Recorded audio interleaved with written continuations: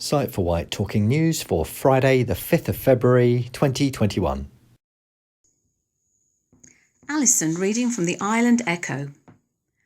Island naturalist honoured with naming new species of fungus. One of the Isle of Wight's best known wildlife experts has been celebrated in the naming of a new species first spotted on the island. The new discovery, named after former county ecologist Dr. Colin Pope, is called Bryostroma popi, a tiny fungus. The fungus lives inside a common riverside moss called Knife's feather moss and is particularly hard to find and identify. George Grief, an island resident and student at St Hilda's College, Oxford, collected the new species in woods at Bridlesford in 2019 and confirmed his discovery with fungus specialist Dr. Paul Cannon of the Royal Botanic Gardens at Kew. The discovery and the new name was announced in the Kew Bulletin late last year. Dr. Pope, co-author of the Isle of Wight Flora, is well known locally for his work as county ecologist for many years and is a past president of the Isle of Wight Natural History and Archaeological Society. George explained, "I first met Colin when he was giving a talk at Ventnor Botanic Garden, and he was always been very happy to share his knowledge with me. I found it very easy to get interested in mosses, but once I realised how much I didn't know, I needed some expert help, and Colin has been a great mentor and friend. I'm now studying bryophytes at Oxford University, and I know I wouldn't have been able to get this far without his influence and support. For me, it was a no-brainer honouring Colin with the new species." Matthew Chatfield, current president of the Isle of Wight Natural History and Archaeological Society, said, "Colin is one of the foremost naturalists on the island, and he is always generous in passing on what he knows. His enthusiasm for and understanding of mosses and fungi means that this new discovery is a particularly appropriate way to celebrate his substantial contribution to our wildlife. I must also pay tribute to George Grief, whose remarkable hard work and skill is really improving our understanding of mosses on the Isle of Wight and beyond. George is a talented student who I think has a career as a successful scientist in front of him. Maybe one day somebody will return the compliment and name a new species after him." This is Den reading from the Island Echo. Sandown Airport invests in firefighting capability. Significant investment has been made to enhance the firefighting capability at Sandown Airport ahead of visitors returning in 2021. 9 members of staff have been put through a firefighting course to equip them with vital skills in how to tackle an emergency situation on the airfield. Although rare, when a situation does occur, fast action is vital to save lives and reduce the risk of the incident developing. A Land Rover Defender fire tender has also been overhauled to ensure it is ready to be put into action at a moment's notice, dealing with low category incidents.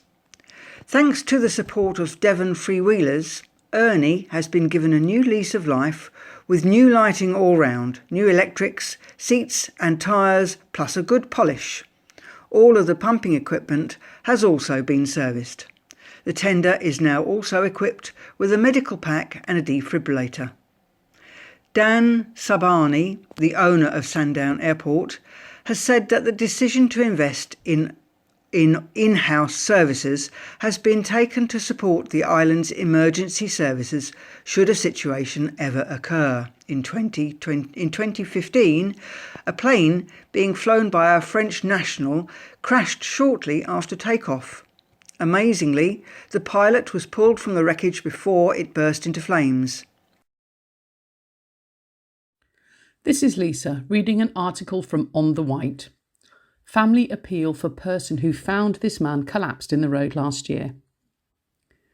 In the early hours of the 18th of April 2020, a man was found collapsed in a road somewhere in Newport. An ambulance was called and he was taken to St Mary's Hospital, arriving just before 6 a.m. 2 days later, that man, 39-year-old Tim Morrissey, was found dead.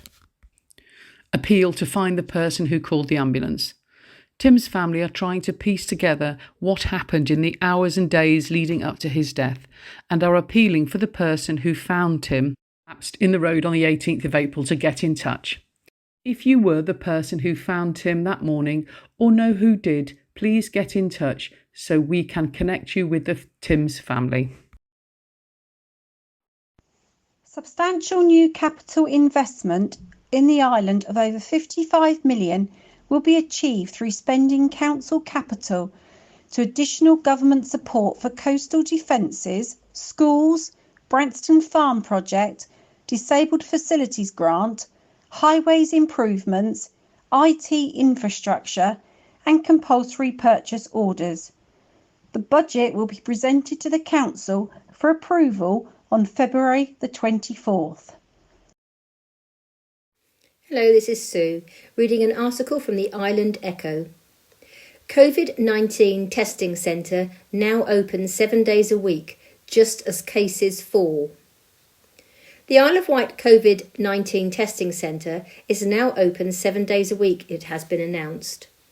The centre at New Close County Cricket Ground on the outskirts of Newport will also be open for longer each day, from 8:30 a.m. until 16:30, including Sundays for the first time.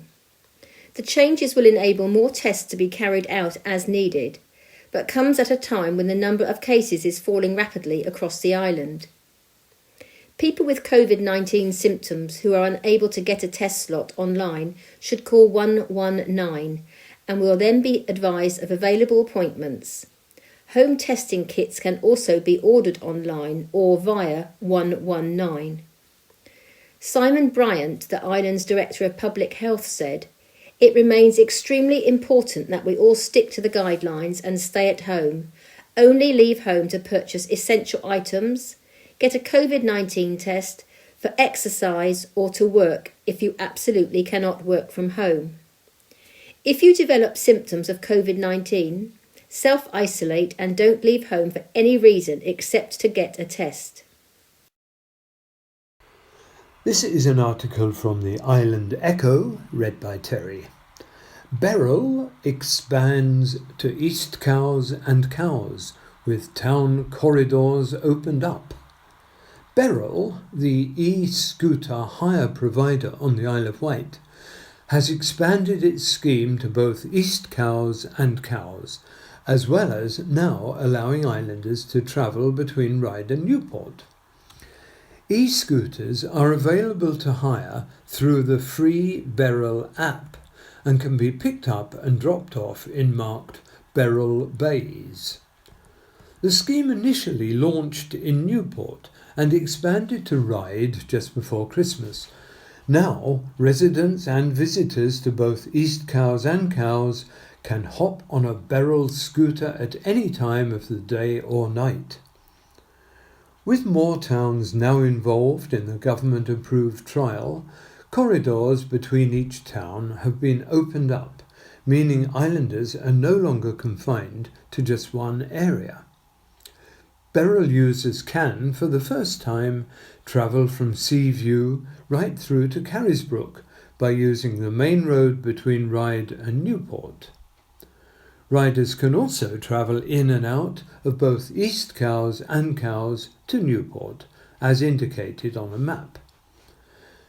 Beryl e-scooters are capped at a top speed of 12.5 miles per hour and, in adherence with the law, are only allowed on the road, not on pavements. Out-of-zone technology is being utilised, which means when a scooter exits a predefined zone, it will gradually drop to just 3 miles per hour. Riders will receive a notification via the Beryl app where they can check the scheme parameters. Alison reading an article from the Isle of Wight Radio. second busiest year on record for Hampshire and Isle of Wight Air Ambulance. The Hampshire and Isle of Wight Air Ambulance, HIOWAA, says that last year was its second busiest on record. The life-saving charity attended 99 missions on the Isle of Wight in 2020. Paramedics from HIOWAA went to 1,577 incidents across the region. Cardiac arrests accounted for 27%, that's 423, of call-outs. Crashes and collisions on Hampshire's roads were responsible for 21%, 324 of call-outs. HIOWAA Deputy CEO Cherie Williams-Ellen said, "These figures demonstrate the fundamental need for our life-saving service. To surpass the number of call-outs we received in 2018, while much of the nation spent long periods of time indoors, is simply staggering. Throughout the pandemic, our doctors, specialist paramedics and pilots have continued to provide the most seriously ill and injured people in our region with the most advanced critical care available. I am beyond proud of the way in which our charity has responded to the health crisis and the subsequent demands placed upon the team. Every step of the way, however, we have been backed up by our incredibly generous donors. Without them, none of what we do would be possible." Teams also remain on standby to airlift COVID-19 patients from the island to mainland hospitals if necessary. Last month, January, crews moved a ventilated coronavirus patient from St Mary's to University Hospital Southampton. The charity has also been working with the Coast Guard to help ease pressure at St Mary's Hospital. HIOWAA relies on donations to keep flying. This is Den reading from the Isle of Wight County Press. Diamond races postponed due to 2022 due to COVID. The inaugural diamond races have been postponed to 2022 due to COVID. Organisers had been hopeful the event would go ahead as planned in October this year, but COVID has wrought havoc, organiser Paul Sanford confirmed to the county press today. While no date has been set for 2022, he confirmed the event will not now take place this year. It follows the news that the Isle of Man TT has also been postponed. Diamond Races, a time trial event, was hopeful of a crowd of between 25,000 to 45,000, which could provide the island with a £12 million cash boost. This is Lisa reading an article from On the Wight. People being told to go to the mainland for vaccinations. Don't go, says the NHS. Many News On the Wight readers have been in touch over the last few days, pointing out that they have received a letter inviting them to book a COVID-19 vaccination, but they were only offered mainland options. It looks as though these letters may have gone out a couple of days early, because this morning, Monday, the Isle of Wight NHS Trust issued a press release stating that the Newport Riverside Vaccination Centre will be opening from today, Monday, the 1st of February. Islanders who received invitations to book an appointment over the last few days say they have been offered appointments in Brighton and Portsmouth. A spokesman from the NHS says, "If people are unable to book an appointment on the island, the national booking system may offer an appointment on the mainland as an alternative. People, however, should continue to check the booking system regularly as more slots on the Isle of Wight will become available. Residents should not travel off the island for a COVID-19 vaccination or test."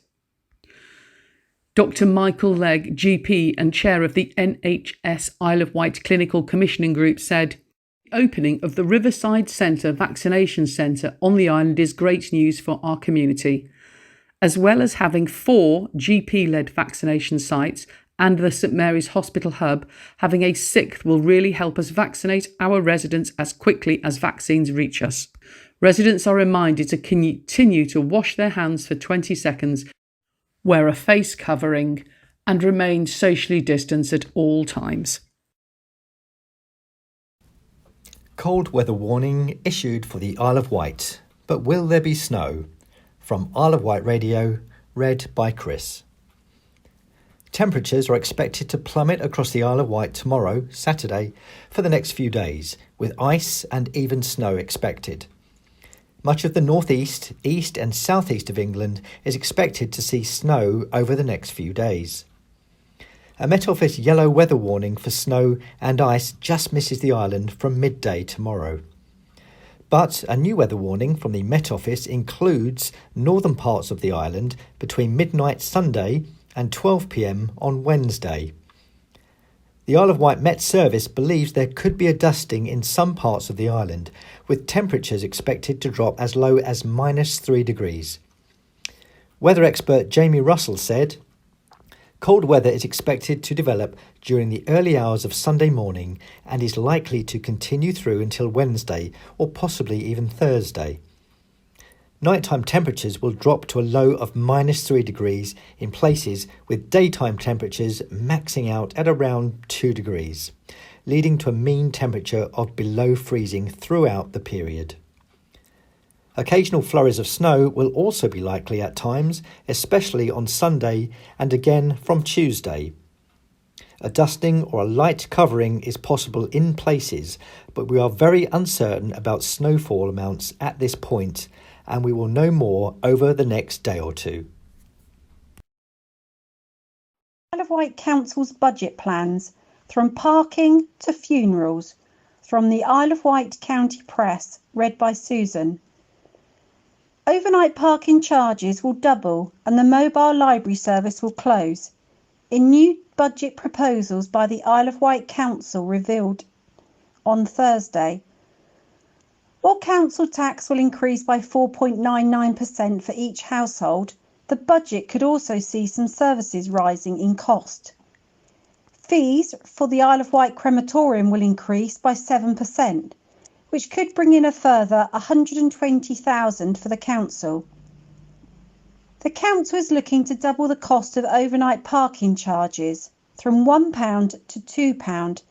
This could bring in a further $80,000, but also have additional benefit of promoting sales of permits too, the council believes. Events could be charged for parking suspensions, which are currently free. Initially, this would be £50 per road per event, increasing to £75 in 22-23 and £100 in 2023-24. There will be partially reduced opening hours at the Dinosaur Isle Museum and Newport Roman Villa, and the closure of Lord Louis Library Newport for 1 day a week. The council also announced the closure of the mobile library service. The council said, "The popularity of the service is in decline, so the council is looking at supporting users into its home library and online services. Research has shown that most of the users of the service also visit the libraries." Reintroducing long stay car park charges at Maresville Road, East Cowes is also on the cards. There will also be changes to the local council tax support scheme, including reducing the level of support from 70% to 65%, consulted upon during summer 2020 and approved by the full council in January. The council hopes to raise some money by introducing new beach huts at St Helens. Additional income will come from the introduction of up to 32 new beach huts over 2 years, sold on a 10-year lease with annual payments to the council. The council will also explore the provision of a reuse shop at Lymbottom Tip. More money will be spent on adult social care and children's services, totalling £6 million. Substantial new capital investment in the island of over 55 million will be achieved through spending council's capital to additional government support for coastal defences, schools, Branston Farm project, disabled facilities grant, highway improvements, IT infrastructure and compulsory purchase orders. Hello, this is Sue reading an article from Isle of Wight Radio. Sheep worrying will only get worse, warns Isle of Wight farmer. An Isle of Wight farmer whose family have farmed sheep on the Isle of Wight since the 1970s says sheep worrying will only get worse after a number of his were attacked and killed. Angus Baird, who farms around 2,000 sheep on the island, says because of lockdown everybody's been buying dogs, and he's urging islanders to use common sense when walking them near livestock. Angus, who farms land around Godsill and Ryde, says sheep worrying causes them a huge amount of stress and often results in them dying of a heart attack. Implications for the farmer when their sheep are killed include the cost of replacing them, the loss of income the following year, and disposing of the bodies, which Angus says isn't much fun when you spend all year looking after them and then they get killed through no fault of their own. Speaking exclusively to Isle of Wight Radio, he said, sheep worrying, has got implications. When they are chased around when they are in lamb, they will lose embryos at a critical stage of the pregnancy, and you also don't know how many you could lose.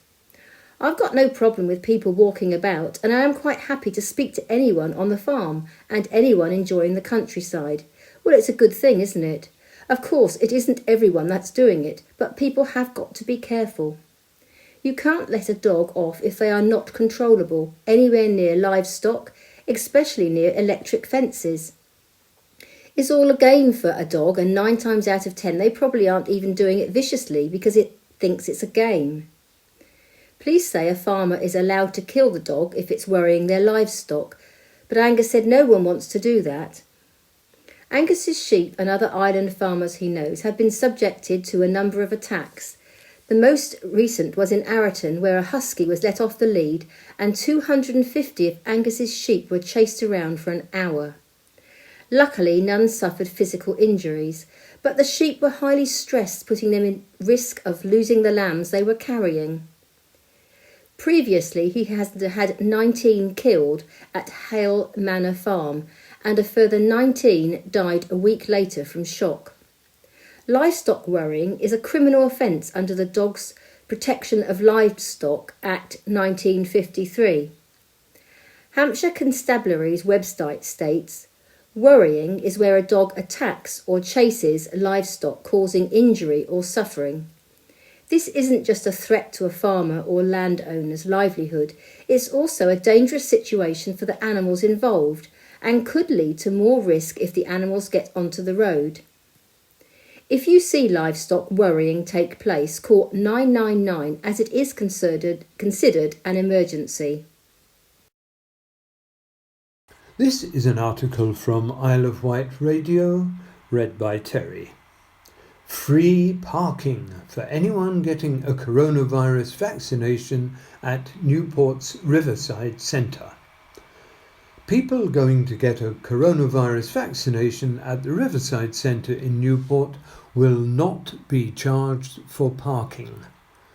Isle of Wight Council leader Dave Stewart made the announcement on Isle of Wight Radio on Tuesday, following a question from island resident Roger Sanders. He says drivers will be allowed a grace period of up to around an hour to arrive, park and be vaccinated. Councillor Stewart added that the system must not be abused and will only apply to those visiting the Riverside Centre.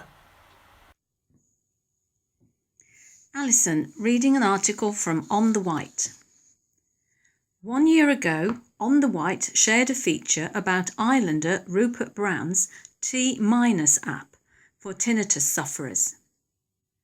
12 months on, and as well as evolving to offer lots of new developments, the app has helped thousands of people suffering from tinnitus, and even won press acclaim from the likes of the BBC, Daily Telegraph, Metro, DJ Magazine, Electronic Sound, Music Tech, Music Radar, Computer Music, Guitarist, and Saga magazines, and many more. This week is Tinnitus Awareness Week from the 1st to the 7th of February, and the creators of the T- app will be doing a whole bunch of stuff to raise awareness and support for those suffering with the condition. They'll be providing tools to make it easy for you to get involved on your own social channels too, such as Facebook frames and Instagram filters. There are also loads of informative videos over on their YouTube channel, such as how to deal with excessive earwax, or why you shouldn't use earbuds to clear wax from your ears. We were fascinated to read that research carried out over the last year reveals that coronavirus has been creating a surge in tinnitus patients and symptoms. According to the British Tinnitus Association, the BTA, 1 in 8 adults in the UK suffer from tinnitus, a condition that causes a persistent internal noise that some describe as a ringing, humming, or whooshing. 40% of those displaying symptoms of COVID-19 simultaneously experience a worsening of their tinnitus, with some reporting that their tinnitus was initially triggered by developing coronavirus symptoms. Those with the condition are needing help now more than ever, so T- Tinnitus Wellness are actively taking on the challenge of supporting those with the condition, and have announced a number of new developments to the service. T- composer and co-founder Rupert Brown said, "I have suffered with tinnitus for over 30 years. What started out as a DIY approach to my own tinnitus has led me to create this sound therapy library. I had to move tinnitus sound therapy into a professional world and give it the heart, passion and understanding that the condition deserves." Alongside Rupert, T- has been developed by a team of hearing therapists, audiologists and ENT consultants. Susan Poole, senior audiologist and hearing therapist, says, "There are very few good quality products on the market for this type of ongoing management, and the T- app is the best I have seen.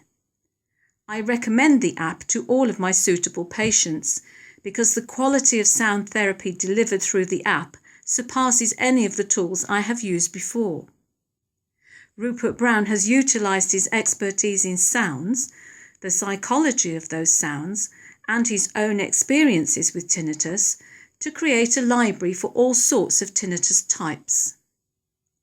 Other aspects, such as the journal, really help users to better understand their own interactions with the condition, and I have discussed making this a more interactive section of the app, where users and their clinicians can review patterns in their tinnitus spikes.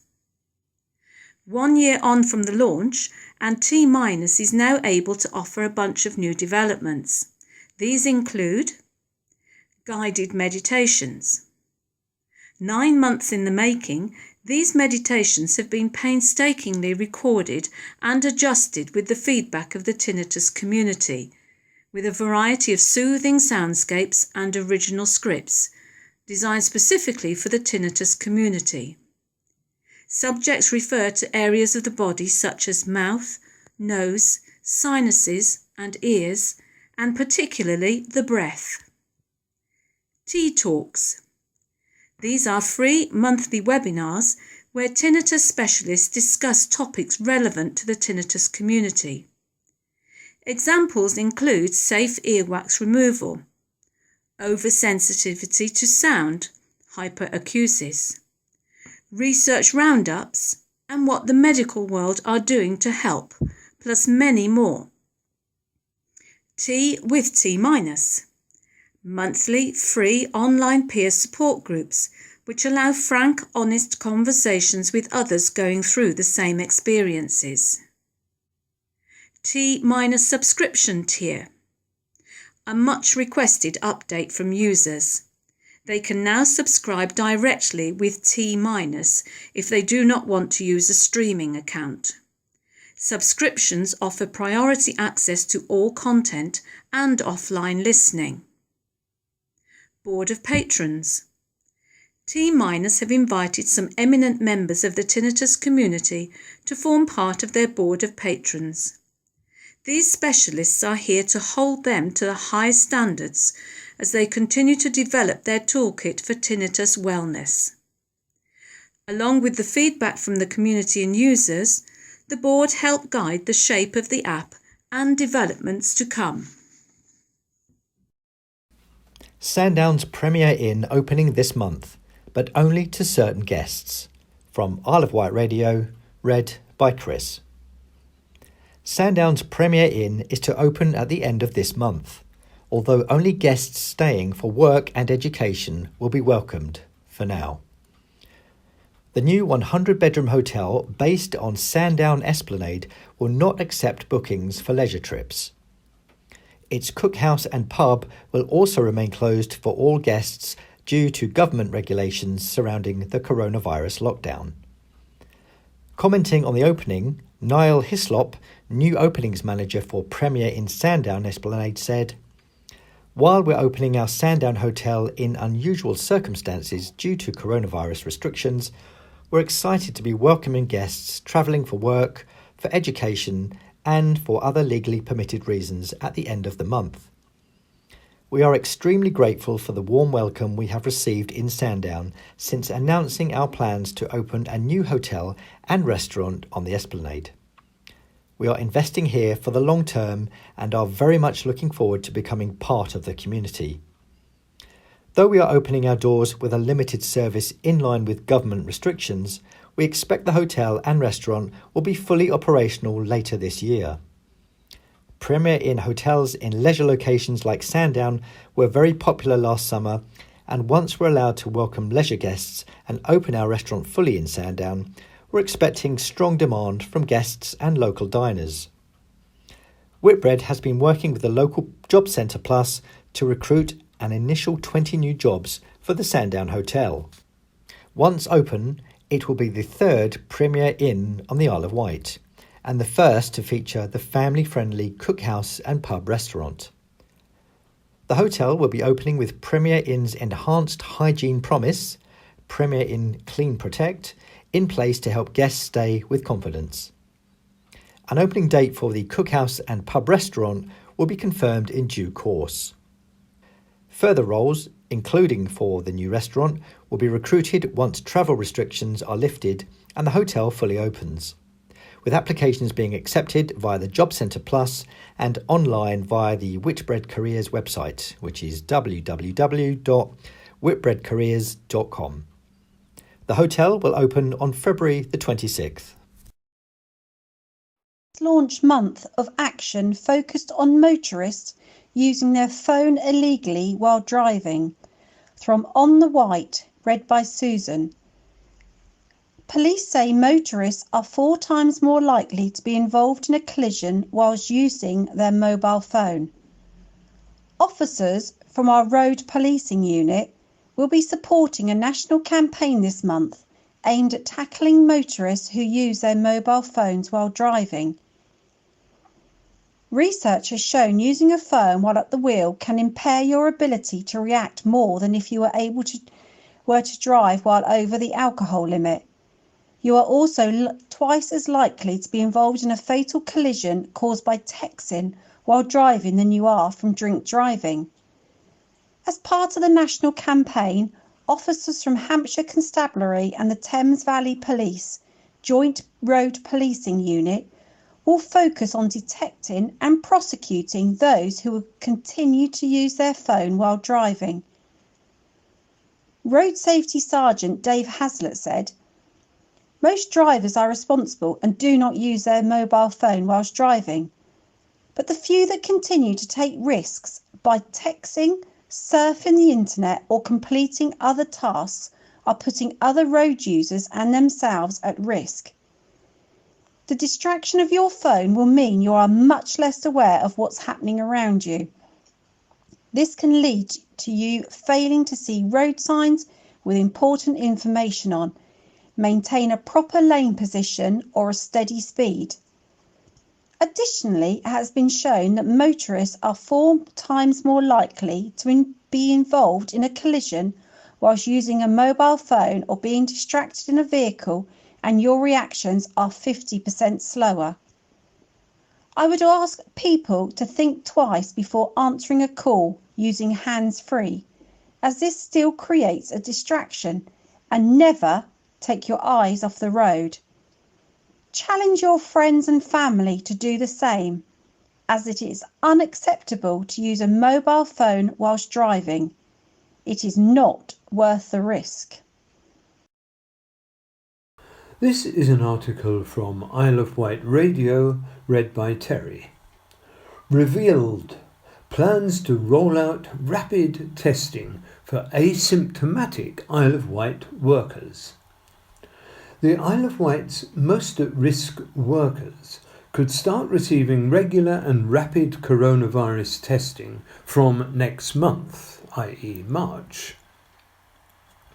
The Isle of Wight Council has revealed plans to roll out an initial 6-week community testing programme, known as a CTP.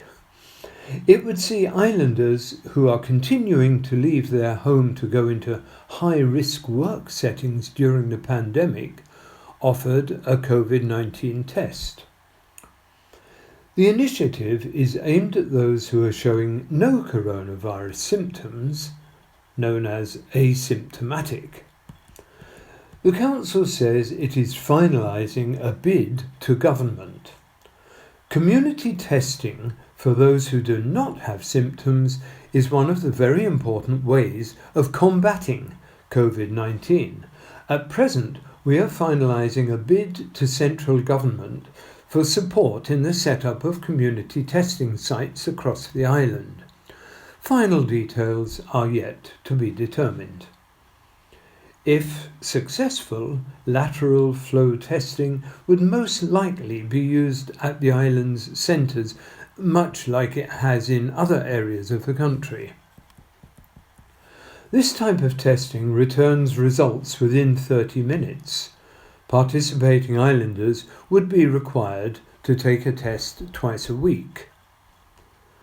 A council spokesperson added, "This testing option will be aimed at anyone who has to leave their home to get to work and where there may be a higher risk of exposure to the virus. We would hope to begin a phased rollout of an initial 6-week testing programme before the end of next month. People should take the test twice weekly." The government launched CTPs in December last year with the aim of reducing the prevalence of coronavirus at a regional level. At the time, the government said the tests have a powerful role to play in protecting the public's safety and well-being. Hello, this is Lisa, CEO of Site for Wight, welcoming you to this week's Talking News. With so many people taking this very quiet January to clear out their homes, we are putting out a plea. If you have any unwanted gifts which we would be able to use for raffle prizes, they would be very welcome. We would be delighted to accept any non-perishable presents in their original packaging which we can use for raffle and tombola prizes when we hope to be out later in the year. Also, we are looking for wicker baskets of any shape or size to use as the basis for our hampers for the raffles. Of course, currently we are all adhering to Tier 4 restrictions, so we would ask that you keep them safe until restrictions are lifted and they can be dropped off or collected. Thank you. This week we have signed up for the Isle of Wight Independent Arts Looking Out from Lockdown project. The idea behind this project is to gather Isle of Wight residents' feelings during the 2020 and 2021 lockdown in the form of creativity, imagination and innovation. This project will start on an online basis using photographs of entries, but once restrictions allow, it will become a physical exhibition. It will eventually turn into a time capsule for future generations to look back on these lockdown pandemic years. We would really love to encourage as many members, volunteers and supporters to join in and send in their artwork, craft work, painting, photography, poetry, pottery, writing, crafts, or photographs of your project, inventions, baking or gardens. The February newsletter will contain further details. We have now completed our work to shape how e-scooters here on the island work. They are here to stay, so we took the approach to work with the company that has been chosen by the Isle of Wight Council to try to reduce the potential negative effect they have on visually impaired residents of the island. The result of the work is now in a booklet which we'll be sending out to members shortly. Thank you very much, and I think we are all welcoming February with open arms, along with the government's announcement that children may return to school hopefully from March the 8th. Thank you very much, Lisa, CEO. Scaffolding news for week commencing 8th of February 2021. Sandown area, Corkheads Restaurant, Avenue Road. 9 Dove Cottage, George Street. Flat Sea, St George's Hall. Yarmouth area, Harwood's Yacht Chandlers, St James's Square. King's Head, Quay Street. Grove Cottage, St James's Street. Cowes area, 31 Cross Street. East Cowes area, The Lunchbox, 1 Clarence Road. Ventnor area, Co-op, Pier Street, 158 High Street. Newport area, 100 High Street. Halifax High Street and 25 and 27 Lugley Street. Godshill area, Woods Kitchen High Street. Shanklin area, Rio's Burgers, 9 Regent Street. Skip news, Cowes area, 48 Beckford Road. Seaview area, outside of Woodlands, Ryde Road. Sight for Wight would like to thank you for listening to this week's edition of the Talking News. We would also like to thank our volunteers for reading, and a particular thank you to the Isle of Wight County Press, On the Wight, Island Echo, Isle of Wight Radio and Vectis Radio.